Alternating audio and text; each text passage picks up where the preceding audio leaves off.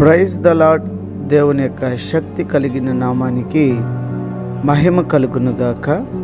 ఈరోజు దేవుని యొక్క వాగ్దానము ఇర్మియా గ్రంథము 31వ అధ్యాయము 16వ వచనం. ఏడవక ఊరుకొని ఉండుము, కన్నీళ్లు విడుచుట మానము అని ఇక్కడ రాయబడి ఉన్నది. ప్రియులరా, మీరు గమనించాలి, ఇది వరకు నువ్వు ఏడ్చింది చాలు, ఇది వరకు నువ్వు దుఃఖపడింది చాలు. ఇక నువ్వు సంతోషించే సమయము ఆసన్నమైనది. ఇన్ని రోజులు నువ్వు ఏడ్చి కృంగి కృషించిపోయావు. అయితే ఈ దినము సైన్యములకు అధిపతియగు యెహోవా సెలవిచ్చుచున్నటువంటి ఒక మాట ఏంటంటే, ఏడవక నువ్వు ఉండాలని, కన్నీరు విడుచుట మానుకోవాలని దేవుడు సెలవిస్తున్నాడు. కారణం ఏంటంటే, ఆయన నీ పక్షాన ఉన్నాడు. ఆయన నీ పక్షాన ఉండి కార్యములను చేయబోతున్నాడు.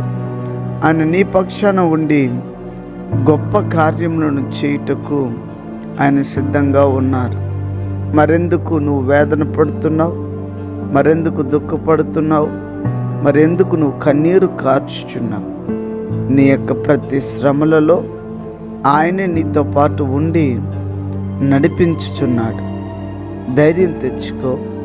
విశ్వాసముతో ఈ ఉదయకాల వాగ్దానాన్ని వింటున్న నీవు దేవుని సమ్ముఖంలో దేవుడిచ్చిన మాటను బట్టి ధైర్యం తెచ్చుకొని ప్రార్థన చేద్దామా? ప్రార్థన. మహాపరిశుద్ధుడ, ప్రేమ స్వరూపి, శ్రేష్టమైన నామానికి వందనాలు, స్తోత్రాలు నాయనా. మీరు ఈ ఉదయకాల సమయంలో మీరు మాట్లాడిన వాగ్దానాన్ని బట్టి స్తోత్రం. నీ ప్రియ బిడ్డలు కన్నీరు కార్చింది, దుఃఖపడింది చాలు. ఇక వారు సంతోషాన్ని చూచే కృపను వారికి దయచేశారు. వందనాలు. ప్రతి వారు సంతోషముతో ఫలభరితమైన జీవితాన్ని జీవించుటకు మీరు కృపనిచ్చి నడిపించండి.